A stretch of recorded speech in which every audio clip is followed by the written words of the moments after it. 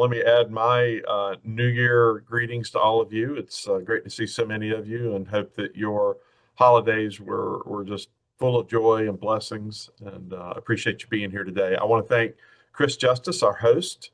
He's so diligent being our host, and Sean Patty, who we never see on these calls, but is always behind the scenes producing. So thank you, Sean. And then, of course, Cookie Billings, who gets us all organized, gets these all planned out and choreographed for us. So appreciate all three of you making these calls a possibility. If you attend these calls regularly, you know that every couple of months I provide a financial update for Rotary International. I do not have one this month. I will next month. Our finance committee meets in the morning, and then we have a board meeting in a little under 2 weeks, right after International Assembly. So for our February call, I will have updates. I better have updates because I'm presenting them to the board on the 15th and 16th. So I better have all that pulled together. I did want to give just a little bit of an update on Hurricane Melissa and recovery. Last month, our main program, we had people on the ground who told us about really the dire situation in Jamaica and Haiti in particular. I would say overall that situation is better, but there are still people without basic necessities there, without shelter, without access to clean water, with definite food insecurity and general safety concerns. So it is still very tough there. I continue to attend the District 7020 Melissa Recovery Team meetings, which have gone from multiple times a day to once a day to 3 times a week, and a little bit less through the holidays. But a very dedicated team of leaders from that district who are addressing the needs best they can.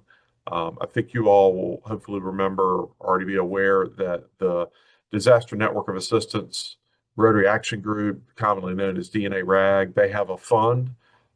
When I last checked with them right before the holidays, they had raised well over $100,000. They're already making grants to assist clubs with helping their communities there in District 7020.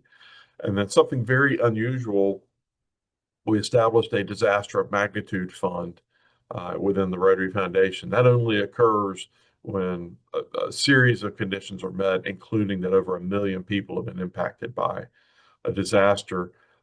Again, my last update was before the holidays, but at that point, it had collected well over $600,000 of donations that had come in that are available for projects to help that recovery along. The DNA RAG will continue to take on donations, and you can go to our zone's website to be able to connect to do that. The same is true of the Disaster of Magnitude Fund, although its cutoff is January 31st. That they'll accept funds through that time. And in addition to the typical cash and credit card, check donations, the Disaster of Magnitude Fund also will accept DDF. And many of our districts in our 2 zones have older DDF, 5-year-old DDF that has to be spent out this year. So if your district is one of those, I encourage you to use some of that DDF to help supplement that fund, because although we've collected a lot of money between the 2 funds, it is just scratching the surface of the needs that that district has. And frankly, typically the disaster of magnitude funds collect at least $1 million. So we're still working toward that. So I encourage you to, as district leaders, to consider that DDF transfer, and then in your communications, newsletters and such across your district, maybe to remind folks coming out of the holidays that there's still a big need in District 7020, and you can let them know how to do that. Chris Justice mentioned I was in the part of the Rose Parade that took place on New Year's Day in California. That was much fun. Rotary International has had a float in that parade for decades. It's really, I think it's one of our great public image opportunities, because typically there are 750,000 to 1 million people along the parade route, and then about 1 billion worldwide who watch the parade. And the interesting thing is it's funded almost 100% locally. There's a very small amount that Rotary International puts into it, but well over 90% of the funding is raised by the surrounding districts and clubs. Pretty amazing. It was a great opportunity to have a chance to help build that float and then to get to ride on it.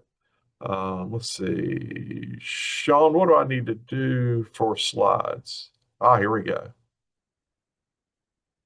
There we go. So I thought I'd show you the float. This is before anything has been added to the float. So the float, of course, must be 100% organic in terms of what you see. And during the year, there's a company, there are actually a couple of companies out there. They take truck chassis and they build out, work on the design and build out what I would call the substrate for the float. So what you see there is a hard foam. The animals, the base, all of that is a hard foam to which the organic matter can be attached. And as you can see, it's kind of a paint by number. They provide the colors of the flowers and the other items that are going to go on there to help with that. So pretty incredible the work that takes place for about 40 floats each year. And as I said, the entire surface has to be organic. That's plants, flowers, seeds, husks, even coffee grounds end up on the float. So here you'll see within the production facility what the hard foam version of this looks like. You can see they're not flowers added yet. And the work that I saw, I did a little bit of work, but the work I saw taking place was just incredible. This is a rotary wheel. The green cups you see, or you can see some brushes, those are glue cups. And they are adding seeds one by one to create this rotary wheel. And I mean, there were times they would peel them off because they needed to just be perfectly in alignment because there's extensive judging of the floats that takes place. Here is President nominee Larry Lunsford, a great friend to our zones and our districts, along with some of the volunteers who were there. As you can see, there are a number of interactors, great social event for them, great service project for them, and was great to see. And I'll also tell you, there's a Kiwanis float. There were Key Club members. There must have been 300 Key Club members there who were helping all of the floats, whether it was the Kiwanis float or not. It was great to see. Now, our giraffes were 20 feet tall, so this necessitated working from scaffolds. You can see me up top there and some of the roses that went on right behind me. I'm pretty sure OSHA would not like the general safety standards there. There were no tie-offs or anything like that. I kept waiting for someone to take a misstep, but as far as I know, it never happened, thankfully. Here's a little bit more of a close-up. You can see the variety of flowers in this particular shot. There are coffee grounds used there on the giraffes to create that appearance. Again, glued on there bit by bit. Just incredible, tedious, but really inspiring work. Also toward the bottom, you can see that little hatch.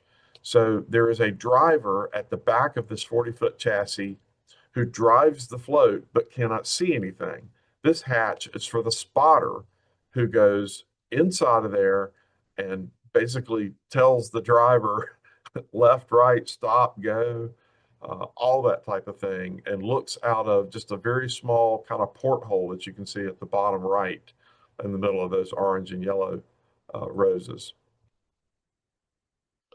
Here we are doing a photo op with the Unite for Good. Again, all of this hand glued, and you can see behind us the tiger taking shape.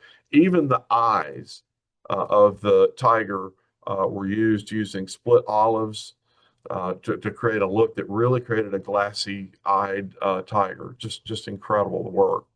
Here's the front. You can see non-roses. They're at the front, and you can see the little green area there through which the spotter looks to help guide us down the road. There is my seat. That's where Larry Lunsford and I sat. As you can see, they strap us in. It turns out we're on this float for several hours, about 4 hours. It was a good thing they strapped us in because our legs were numb and it was a good thing. It turns out after no rain at the Rose Parade for 20 years, we got over 2 inches of rain. But you can see it didn't dampen our spirits at all. Still a really incredible experience all through, and you can see the smiles there that confirm that. You can also see that after our float had been out all night, that the tiger up front there is not quite as orange because lost some of the flowers that were on him. This was our buddy who was taking photos. We saw him there, so of course we hammed it up. For those of you who were in the flamingo class of governors, I knew you would enjoy the flamingo there just off my right shoulder. And again, you can see the various types of vegetation all around us. Just really remarkable. On the 30th of December, we had an opportunity to meet with representatives from other member-based service organizations like ours. So on the left, you see the president of Optimist International.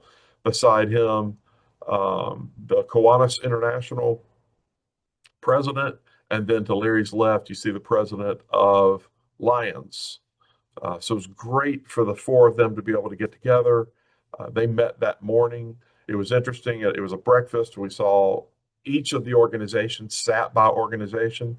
Kristen and I went and sat with the Lions. We thought we were there to learn from the organizations. And I'm not sure. I may be a Lion now. They certainly put the hard press on me during the breakfast, but it was really wonderful opportunity. And then New Year's Eve, we also, a smaller group, got together for dinner. I had the chance. I sat with two directors from Lions, so really interesting conversations. We certainly found that all four of the organizations are facing similar challenges in terms of membership, in terms of always seeking other partnerships and collaborative types of relationships. So it was really helpful conversations. Optimists, they told me they were having their convention in Jacksonville, Florida this year. I asked them how big it was. They said it's smaller than the other organizations, about 800 or 1,000 people, and they are going to be at the Hyatt, exactly where we had our summit last September. So I gave them a few tips and tricks related to the hotel, and that they will be in that very same facility, which is kind of cool. We had the opportunity to do media. This is a business reporter for the local Fox affiliate, which really the KLTA went way out of their way to cover this parade. They showed it live without commercial interruption. And Larry and I both had the opportunity to do interviews that became part of about a 20-minute report. So really great opportunity. And I'm thankful that I got to be there. We did not have the typical million or so people along the parade route because of the rain, but we had people shouting for Rotary the entire time.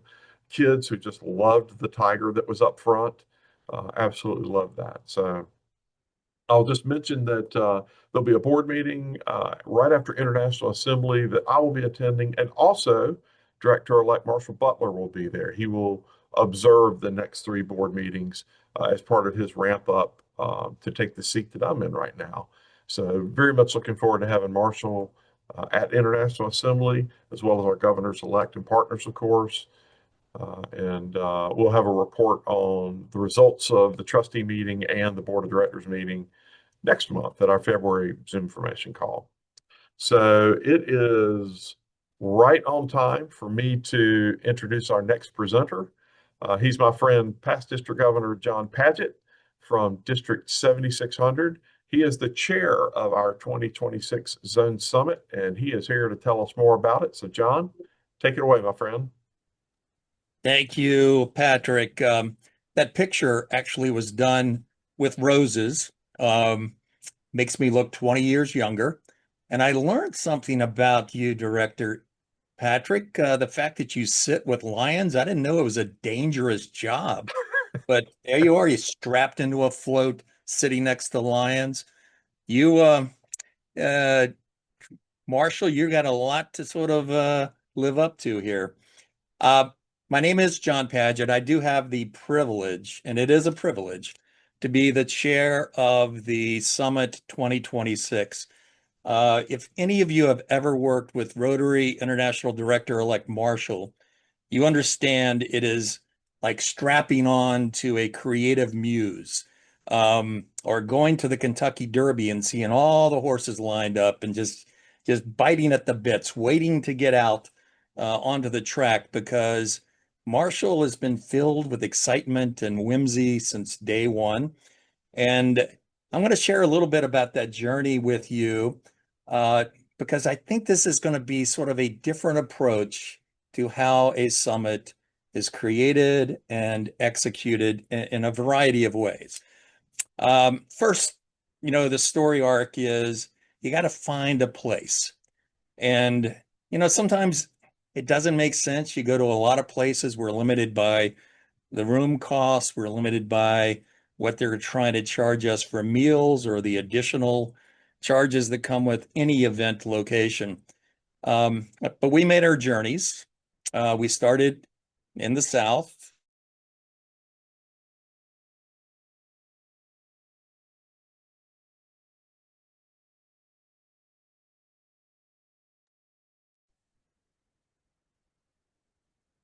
All right. Did we lose John?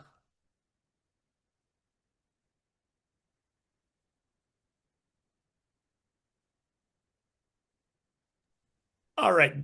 Deb, if you are queued up, why don't you go ahead and jump in? Gotta unmute. Unmute, Deb.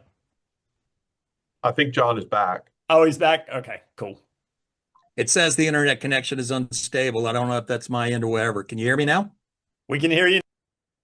I don't know where it cut off, but I was in the process of, we ended up in this little town in Virginia, and it was, a place you would go to as a kid. There was always kinds of memories of it being sort of static. Not sure it was the right place to be. They had always been more expensive, difficult sometimes to engage in a Rotary way. But Marshall and I sat down and we listened and absorbed it all. And you sort of thought about the revolution. And next year is the 250th celebration of the signing of the Declaration of Independence. There is a lot of historical activity going on in Virginia and throughout the country. And you started thinking about what happened at that moment.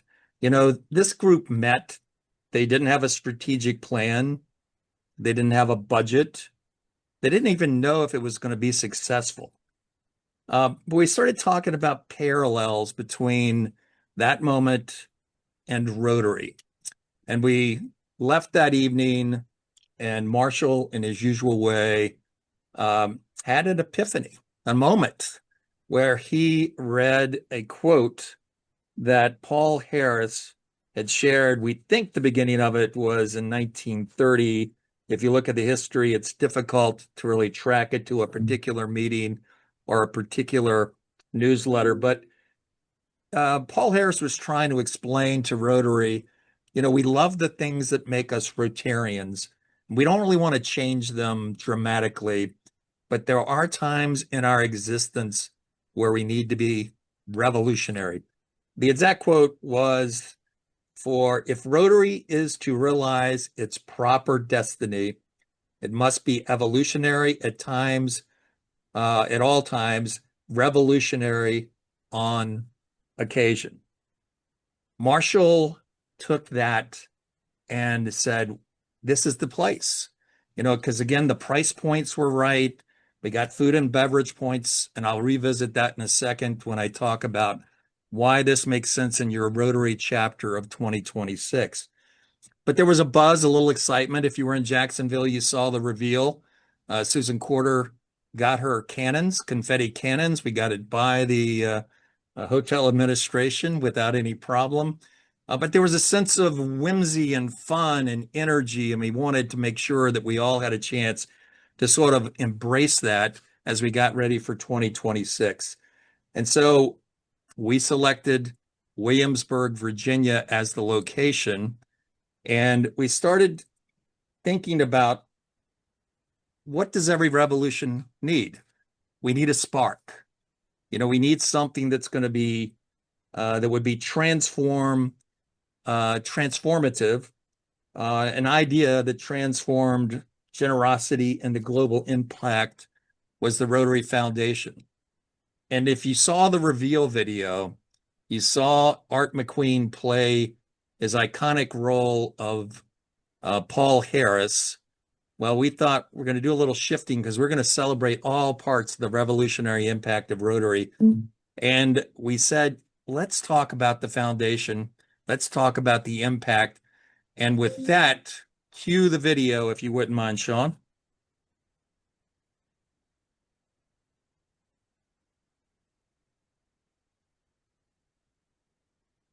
Over a century ago, one man's idea sparked a movement. Arch clones believed Rotary could do more than serve. It could change the world. He dreamed of a foundation built on giving. Yo, step back in time to 1917. Arch Clone had a vision, a fire, a dream.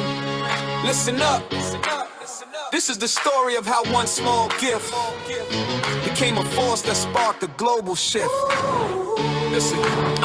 I was standing at the podium, dreaming out loud. Said Rotary needs a fund that'll make us proud.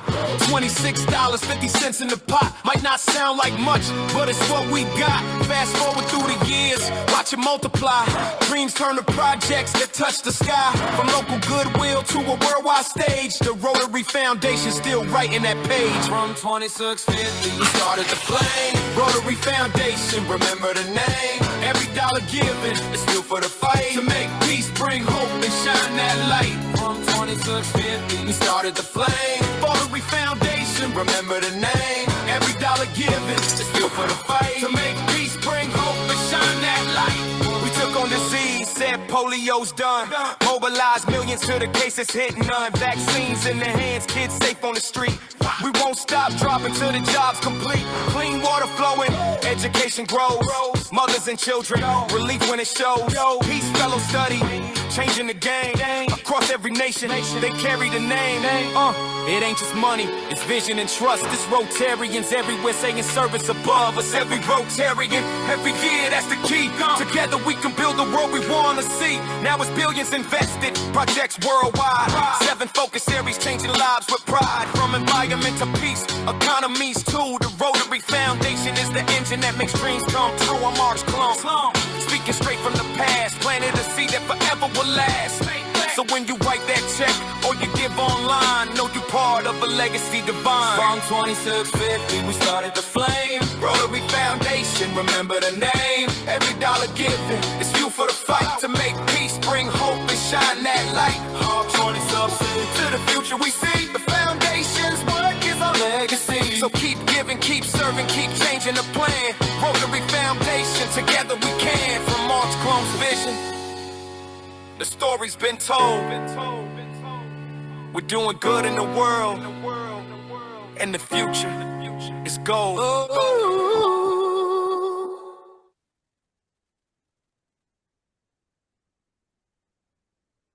That story isn't history, it's your legacy.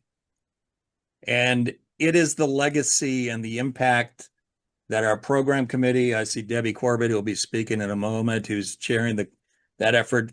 Hats off to everybody in the creative team for creating that and the reveal video. You will hear us occasionally talk about a musical effect because we want to share this story with you in a way that will energize you. Hopefully will get you leaving Williamsburg, Virginia, skipping a few steps and proud of the revolution, not only that's occurred, but we're going to challenge everybody to talk about the revolutions around the next corner. Now, I want to tell you a little bit more about Williamsburg as a destination because we, in preparing for this and selecting this site, looked at a lot of data, a lot of input from prior participants, and we understand where some of the concerns are. We understand we've got to meet you on the price, and I can tell you that we have stuck the price at $650, which is the same price, I think, that was 2 years ago in Pittsburgh, without sacrificing quality. We do have an early registration special that will run through August 10th of this year, which will also clip another $100 off of that cost. We've gotten the Williamsburg Lodge down to $189 a night. I know that may sound like a lot, but compared to other alternatives and what they normally charge, a true bargain, especially in a time when there's going to be a lot of activity in Williamsburg, and we were fighting with a lot of other groups to get this space, to get this time. Getting out of the chute, we had an early registration special that didn't require commitment of any funds or formally registering. We had a very significant number that expressed an interest. We're already about 25% of where we think we should be ultimately. And all of that is because we think we've captured a little interest and we've captured a little bit of the excitement, which we hope we can keep going through the summit in October in Williamsburg. Now, the program arc, the storylines that we're going to be celebrating will be the Rotary Foundation, Youth and Women in Rotary, polio eradication, and then Rotary's next chapter, which will be leadership, relevance, and influence. Every keynote, every breakout, every experience, hopefully we'll be sharing one story about Rotary's impact, past, present, and future. We also selected Williamsburg because we think that as you look at your travel dollars and your Rotary budgets for 2026, it's a great place to extend the visit. We're within a short distance from Jamestown to Yorktown. If you want a day trip to get to DC is only about another hour and 45 minutes to 2 hours. If you'd like to go to Monticello, Mount Vernon, very close by in terms of staying another couple of days. Fall foliage in Virginia is beautiful. If you like to go to the Shenandoah and watch the leaves in their glory, good time of year to do that. So it's a great time to interact with those folks. And I remember before we got on this call, Cookie was talking about her class and district governors. I think we occasionally lose track of that moment in our lives where we began as district governor nominees and we met people that changed their life, inspired us in different ways. And like a lot of folks in our lives, we drift away because we have other priorities and other challenges. The summits are our ways of reconnecting, meeting the new leaders, the emerging leaders, our leadership chain that's being developed and trained right there at the summit, and introducing them to the magic of past district governors and the impact they continue to make. That is our goal, and that is our objective, is try to swirl all that magic together and to create something that when you leave, you will say that was time and resources well spent. And I hope and trust that we will be able to create that for you. We have a lot of ideas in terms of promotion and programs. We're out there. As you know, this is more than a year-long process. We've been at it for a while, and we have a sense that this is going to be a revolutionary moment in the lives of our Rotarians in zones 33 and 34. And with that, I turn it back over to Chris Justice. And I'm going to kick it right over to Debbie Corbett, who is going to talk to us about the Rotary International Convention. So off to you, Debbie. Great. Thanks, Chris. And thanks, John. And thanks for reminding us, John, about coming together and being re-inspired and seeing people that we are familiar with and that we know and doing the mission that we love to do with our summit. That's also what we get to do on the global scale. So let's go to Taipei for a little bit. Quick updates on our numbers. We are representing our zones 33 and 34, and we have a total of 441 members 169 from zones 33, and 272 from zones 34 that are registered so far. Now, globally, we are represented by 144 countries and 36,640 people that have signed up for the convention in Taipei.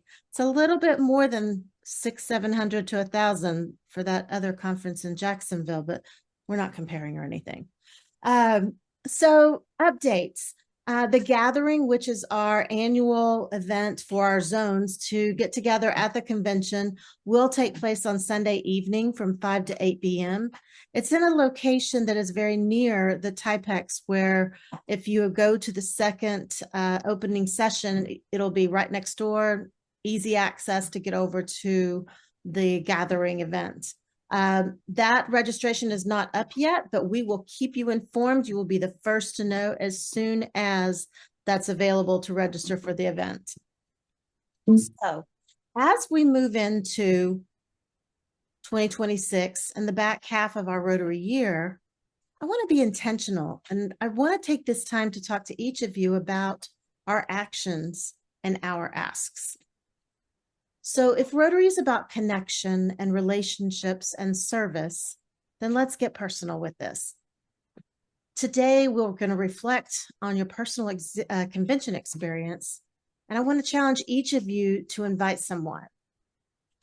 So we're not strangers to inviting. You know, we know membership initiatives ring a bell when it comes to inviting someone, right? So let's talk about our ask when we're talking about the International Convention. You know, identify some people that you would like to have a personal conversation with. Can you bump your district total up 1 or 2 people?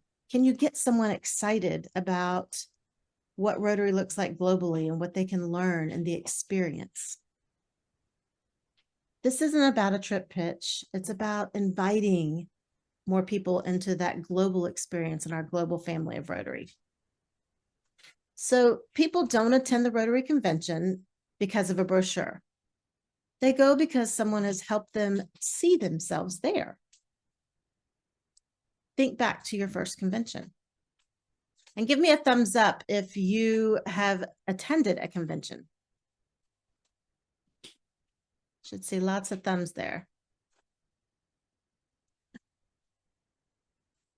Okay, testing those skills now. Give me a heart if you've never been to a convention before. Oh. So a handful of you have not been to a convention. This might be your first if you're planning to attend. Why did you attend? Maybe you were a young child and you were attending with parents. Maybe you have been an official representative of your district. Perhaps you just loved an adventure in traveling and you were simply curious. And maybe, just maybe, someone invited you. Now, when we talk about inviting and we're being intentional around this, we want to shift from it being a sales pitch to an inclusive invitation. So we have lots of facts and figures. In fact, I started with that, letting you know how big the event's going to be. But when you're talking to someone and having that conversation, it needs to be more about belonging and purpose. Staying away from the you should goes to imagine what kind of experience this can be. You belong there. You're a Rotarian. And talking about the experience more as opposed to the agenda more. So this next question I'm going to ask you, and get your fingers ready to type your answers into the chat. When we think about Rotary, kind of like, you know, when you walk up to the ocean, there's a song about it, walking up to the ocean that feels so big and you feel so small. When did you first feel small in all the best ways while attending an international convention? In other words, what took your breath away? I'm going to give you a couple minutes to put some answers in the chat. When did you first feel small in all the best ways while attending an international convention? What took your breath away?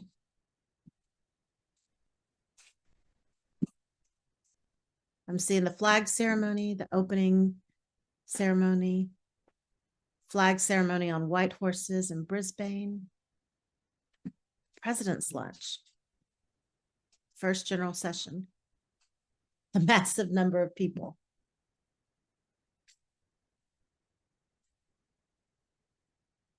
Taking in those moments, the sheer numbers,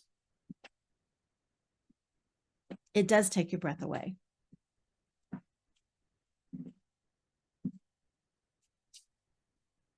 You know, when you're inviting someone, you are creating that connection simply in the conversation. And you can share your moments that took your breath away. You can also share moments that changed your perspective about Rotary. You know, that feeling of pride of seeing Rotary on the world stage.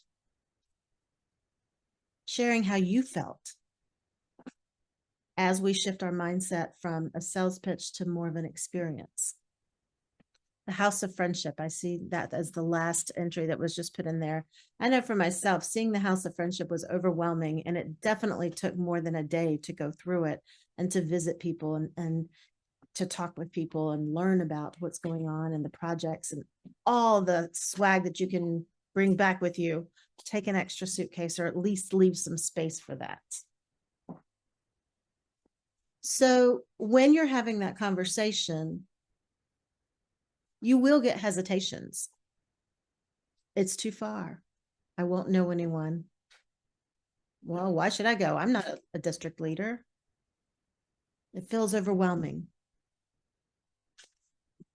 You can take any hesitation and listen, empathize with it, and help them walk through that. You know, you don't go to a Rotary International Convention because you know people. You go and then you get to know people. You're a Rotarian, therefore you are a leader. And each of us are ambassadors for our districts when we attend the International Convention. It can be overwhelming, and there is always someone there to help. There's always someone around that will lend a helping hand. The warmth and the hospitality in Taiwan is remarkable. And they have such a welcoming culture and have planned amazing, just incredible events for us. So anything that you can get with a hesitation, you can help them with that and reframe it. But it starts with that ask. It starts with the ask. It starts with, have you ever considered going? Find someone that hasn't been, that loves to travel, and start talking about it. Have that coffee, have that conversation. While we're talking about the idea of connection and belonging, let's generate some ideas for connection and belonging before you attend, during the convention, and after the convention. So one tip that I think is one of the greatest tips is if you have not created a WhatsApp for the attendees in your district, do it as soon as possible. The district governor and the district rep, if the district governor appointed one, has a list of names, and you can create that group from either one of those people. If you have any other ideas to create that connection, put your ideas in the chat. How are ways that you can encourage that connection and that sense of belonging before you attend the convention? During the convention, with 144 countries represented, consider a little challenge for your district members. Ask them to keep a written list. You know, that's easy to do in your notes. You can get fancy if you want to and create a little card or something. And have them keep a list of the people they've met and what countries they're from. Recognize your leading ambassador. I see that some districts have had a breakfast for attendees, plus local Rotarians at the past 3 conventions. That's a great way as well to create that sense of connection and belonging on both the grand scale and your district scale. So after the convention, create a photo share where attendees can upload their favorite pics from Taipei. maybe get an impact quote from each attendee, and compile this together to share with others and to share with district members. Your ideas can also boost the activity in your own districts and getting people to want to attend, to get them excited about attending an international convention, opening up that idea that there's so much more out there in the world of Rotary. I know I've been in Rotary for 22 years, and there's so much more to learn. We are always learning. Definitely, as Director Patrick mentions, the gathering is a convention highlight. They're working through some final contract details, and we'll have more details available. I love attending the gathering event. It's like a little mini summit, and just get to see people that we do know and that we're familiar with, and as well as meeting all the new people from other countries. So in closing, my job isn't to convince people to go. It's to share opportunities with you and to help you also share the opportunities with your members. You know, no one wants to miss a treasured opportunity, and they may not even know that it exists. Let's have the conversations. Let's talk to people. Let's invite specific people. Just think of one person you can share the opportunity with that loves to travel. I appreciate the time to share this with you. And if you have any specific questions about Taipei and about the experience, I believe there's a window where visas have just been opened for those that are not from the US. I will be in the breakout room and we'll talk with you more. Chris Justice, I'm turning it back over to you. Thank you. All right. Thanks so much, Debbie. I appreciate all that valuable information. And likewise, John, thanks for all the information you provided as well. You all are going to have an opportunity to visit with John, Deb, and or Patrick in just a couple of minutes. But first, we're going to talk about some of our upcoming events. Always near and dear to my heart, on January 12th, our MAP webinar. Make sure you get registered for that. All right. And then coming up on January 15th at 6 o'clock, that's going to be our Foundation Matters webinar. And our public image webinar, always popular, very well attended. January 27th is the next one. That's going to be at 6 o'clock. They're going to talk about stop posting the boring stuff. Going to talk about making your post a lot more attractive and inviting. And of course, John's already mentioned it today, Rotary Revolution coming up October 21st through 25th. I believe we posted the event website in chat. So go ahead and click on that, get yourself familiarized with it. And if you have any other questions about it, visit John in the breakout. And of course, our Rotary International Convention, that's coming up in June of this year, 13th through 17th. Still time to register. And as always, stay connected with us on all of our social media channels.